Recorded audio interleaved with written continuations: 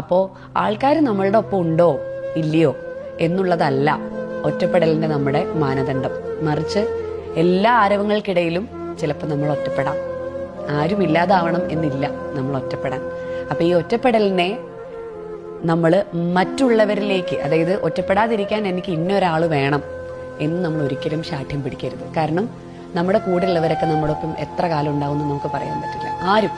മറിച്ച് നമുക്കൊന്നേ പറയാൻ പറ്റുള്ളൂ, നമ്മുടെ സന്തോഷത്തിന്റെ താക്കോൽ നമ്മുടെ കയ്യിൽ തന്നെ ഇരിക്കണം. ഒറ്റപ്പെടാൻ നമ്മൾ നമ്മളെ അനുവദിക്കരുത്.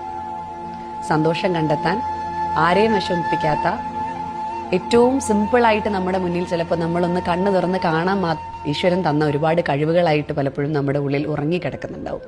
അവയൊക്കെ ഒന്ന് തട്ടിത്തലോടി സ്നേഹത്തോടെ വിളിച്ചുണർത്തി നിങ്ങളെ തിരിച്ചറിയുക, സന്തോഷം കണ്ടെത്തുക. നിങ്ങളാരും ജീവിതത്തിൽ ഒറ്റപ്പെടാതിരിക്കട്ടെ എന്ന് ആത്മാർത്ഥമായിട്ട് പ്രാർത്ഥിക്കുന്നു. അപ്പോൾ